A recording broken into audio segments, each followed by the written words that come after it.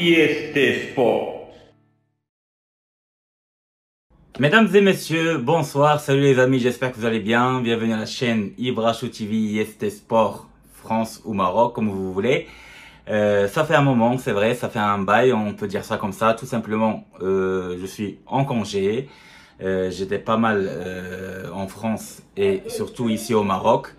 Voilà, donc tout simplement, je fais cette vidéo-là pour parler de la liste des joueurs convoqués donc et sélectionnés par Monsieur Walid Regragui, le coach du Maroc, pour l'équipe qui va jouer tout simplement contre le Libéria en CAN, en Coupe d'Afrique, mais on est déjà qualifié, donc c'est comme un match amical. Et surtout le match amical contre Burkina Faso, qui est une équipe entre guillemets plus forte que le Libéria, tout simplement. Donc les 28 joueurs qui ont été convoqués par Walid Regragui, je vais vous le dire tout simplement d'une manière rapide. Et pour être honnête, pour moi c'est une liste qui est à 95% quasiment logique. Et après on va analyser un petit peu quand même cette liste pour dire est-ce qu'il y a quelque chose qu'on aurait pu peut-être faire ou est-ce qu'il y a un joueur qu'on aurait pu mettre à la place de quelqu'un d'autre par exemple. Donc la liste des gardiens de but, il y en a 4. Il y a Yassine Bounou comme d'habitude, il y a Mounir Kejouy Mhamdi, il y a Youssef Moter et Mehdi Benhamid de l'EFAR. En défense centrale, il y a Naïf Akred, il y a Ghanem Saïs, il y a Jawad Yamir et Abdelhamid Younis Abdelhamid plutôt, et Abdelkbir Abkar. Et en arrière gauche à droite, il y a Ashraf Hakimi, Nosser Mzraoui et bien sûr Yahya Atiyatullah. Au milieu de terrain, il y a à peu près 6 joueurs, voire 7, ou on peut mettre même 8, ça dépend des profils des joueurs. Donc je vais vous le dire, c'est Amir Richardson, Benjamin Bouchouari, Sofiane Amrabat, Salim Amlah, Azdin Ounahi, Bilal Khnous. Et on peut mettre aussi Ismaël Sebari, pourquoi pas, et Amin Haris, vu qu'ils peuvent jouer aussi au milieu de terrain d'une manière offensivement parlant. En attaque, on va dire les attaquants qu'on a, c'est Ibrahim Salah, Absamad Zezouli, Zakaria Boukhlel, Amin Adli, Youssef Nseri, Youb El-Kaibi, Walid Chdera et Abdelrazak Hamdullah. Voilà, donc 28 joueurs. Donc on peut analyser, on peut commencer à analyser. Donc pour moi, c'est une équipe, ou plutôt une sélection qui est très très logique, en absence de surtout de Soufiane Boufal qui est blessé pour 3 mois à peu près. Donc il sera, je pense, absent jusqu'au fin novembre, début décembre. Il aura peut-être le temps pour récupérer et se préparer physiquement pour la CAN. J'espère que justement qu'on va pouvoir le récupérer parce que c'est un très très bon joueur pour nous, surtout pour la section marocaine. Et le fait que Ziyech aussi est absent parce que Ziyech tout simplement, c'est très bien qu'il vient d'être recruté par Galatasaray pour 1 an de prêt, donc il n'est pas encore prêt physiquement, il n'a même pas joué un seul match, même pas un match amical avec Galatasaray, donc il est en cours de préparation physique, donc c'est pour ça, je pense que c'est logique de ne pas les avoir appelés. Bien Boufal, c'est normal qu'on l'appelle pas, et Ziyech, tout simplement parce qu'il n'est pas encore prêt physiquement, mais il compte sur lui, d'après Regragui, bien sûr, il compte sur Ziyech, donc on attend tout simplement son retour sur les terrains d'une manière bien forte avec Galatasaray. Donc moi, si on regarde bien et on analyse bien les gardiens de but, peut-être moi je suis pas d'accord avec Youssef Moter. Pour moi, il ne mérite pas vraiment avec les matchs qu'il a fait avec le Wydad de Casablanca. Pour moi, l'année dernière, il était pas vraiment top. Quelques matchs, oui, à un top niveau, mais il n'est pas régulier, il fait quelques erreurs. Donc pour moi, Yassine Bounou, oui, bien sûr, c'est notre meilleur gardien de loin et l'un des meilleurs gardiens du monde, voire le meilleur gardien du monde pour moi peut-être, avec Ter Stegen et Courtois avant sa blessure. Mehdi Benhamid, il est pas mal, celui du Djish Meleki, il est pas mal. Mounir Kejouy, il est là, mais apparemment il va juste être présent parce qu'il est blessé. Donc bon, c'est bien qu'il soit là avec la sélection, c'est normal. Mais Youssef Moter, je suis pas d'accord, on aurait pu prendre quelqu'un d'autre. Bon, voilà. En défense centrale, Naïf Akred, Ghanem Saïs, donc ça c'est connu. Jawad Yamir qui est toujours bon avec le Wahda, il est pas mal, il n'y a pas de problème. Hakimi, Ashraf Hakimi, Mzraoui, Yahya Atiyatullah, c'est les 4 qu'on a en Coupe du Monde. Tous ces joueurs-là, ils étaient là en Coupe du Monde, aucun problème. Maintenant, il y a Younes Abdelhamid qui est revenu. Ça, c'est une nouveauté pour Walid Regragui. pour nous de le voir avec Walid. On a pensé à lui avant la Coupe du Monde parce qu'il était en forme, mais on se posait la question par rapport à l'âge, etc. Moi personnellement, j'aime bien ce joueur, il est pas mal, mais je préfère Badr Banoun. Après, Badr Banoun, est-ce qu'il est prêt en ce moment ou pas au Qatar? Je sais pas vraiment, mais je me dis quand même c'est une bonne chose d'avoir appelé Abdelhamid, au moins pour qu'il puisse le voir. Parce qu'on n'a pas besoin toujours des jeunes. C'est vrai, là je vais parler des jeunes qu'on va appeler justement, et c'est quelque chose de très très bien. Mais des fois, il nous faut des cadres qui ont un certain âge mûr et mature, et surtout en défense. Parce que au foot à 11, il faut avoir beaucoup de, on va dire, de compétences et d'expérience surtout. Et Abdelkabir Abkal qui est encore jeune justement, donc lui, moi je le connais pas très bien, je l'ai vu peut-être une fois jouer, mais on verra bien est-ce qu'il va le faire rentrer ou pas. Donc Achraf Hakimi, il n'y a rien, no comment, il est toujours très très bon, même avec Paris Saint-Germain il a bien joué. Nossair Mzraoui, il est à son top niveau maintenant avec le Bayern Munich, s'il continue comme ça, c'est bon, il a pris sa place titulaire avec le Bayern sans problème, sachant que Pavard peut-être qu'il va partir ou il est parti carrément.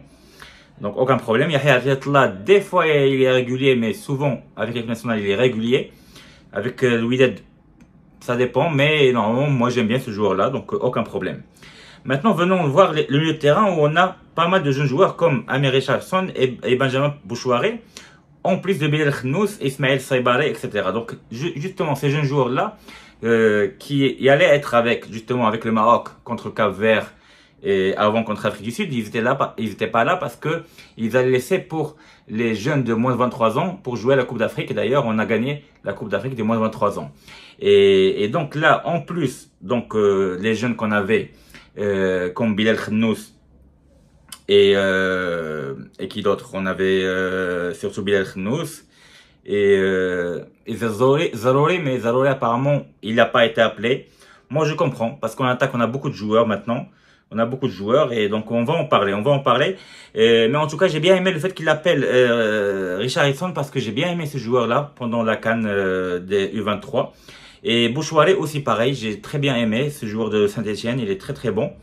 Bilal Khnous, bah, il est pas mal, mais Ismaël Saïbaré, il fait franchement le bonheur de PSV. On a bien vu ça avant-hier soir lors du match de PSV contre Glasgow. Bah, il était l'homme du match tout simplement, il marquait les 2 buts, il était là partout, dans tout le match, il était franchement très très fort. Et rien à dire, il monte en puissance en plus, il était déjà bon pendant la CAN, et donc c'est un très très bon joueur. On a gagné tout simplement un très très bon joueur. Amin Harit qui revient de blessure, donc est-ce qu'il va jouer ou pas, on va voir. Je pense qu'il va peut-être prendre quelques minutes. La surprise pour moi c'est Ibrahim Salah. Ibrahim Salah qui a réussi à marquer quelques buts pendant ce début de championnat de la Ligue 1, bah, il a confirmé le fait qu'il a bien joué en CAN. Donc, c'est pour moi une petite surprise. Zelzouli, donc là, on parle des attaquants, Ibrahim Salah et Zelzouli. Zelzouli, pour moi, c'est normal qu'il est là. Il n'y a pas Bouffal en plus, donc c'est normal qu'il est là. Zakaria Boukhlel, c'est normal qu'il est là aussi parce qu'il n'y a pas Ziyech. Youssef Nsere, c'est normal, c'est notre meilleur avant-centre. Avec Abdelrazak, alhamdoulilah, pour moi, c'est l'un des meilleurs avant-centres qu'on a, malgré qu'il y a beaucoup de critiques. Mais moi, j'ai dit plusieurs fois qu'on n'a pas vu jouer, alhamdoulilah, même pas 2-3 matchs titulaires d'affilée. Donc, pour critiquer, pour pouvoir critiquer un attaquant ou un joueur, n'importe quel joueur, si tu veux le critiquer, bah, laisse-le des matchs. Surtout que lui, il pèse lourd en Ligue saoudienne. Et maintenant, avec tous les stars et tout, il est toujours parmi les meilleurs attaquants et les meilleurs buteurs. Toujours, c'est les meilleurs buteurs en Arabie Saoudite. Maintenant, en Arabie Saoudite, on a vu qu'il y a une dizaine, voire plus, une vingtaine de joueurs qui viennent de l'Europe. Avec des stars, Benzema, Neymar, Ronaldo, tout ça. Et lui, il fait partie des meilleurs joueurs qui marquent. Et en plus, il a marqué d'une retournée, il a même pas 5 jours. Franchement, il est très fort. Ça lui arrive de faire quelques déchets ou surtout de rater quelques buts, mais ça arrive à n'importe quel attaquant. Même Ronaldo, il rate des buts faciles, donc on peut pas le critiquer juste comme ça. Pour moi, il a sa place, Abdelrazak, alhamdoulilah. Et Youb Kaabi, il a bien fait de l'appeler parce que franchement, moi je pensais à lui même avant la Coupe du Monde. Et pour moi, c'est bien qu'il est revenu à Olympiakos, il a mis un doublé, et donc il est pas mal, il revient. Le seul bémol pour moi, donc pourquoi j'ai dit 95%, parce qu'il appelle Chdera. J'ai pas compris pourquoi il appelle Chdera. Franchement, Je sais pas. Il y en a qui se demandent comme moi pourquoi il n'appelle pas Tissoudouali. Tissoudouali, est-ce qu'il est blessé? Franchement, entre parenthèses, je suis pas sûr. Peut-être que c'est juste par son manque de temps, de jeu, qu'il l'a pas appelé. Shdera, en plus, il marque peu. Il est juste appelé. Il est acheté par Napoli, mais il est prêté à Frosinone, une équipe faible en Italie.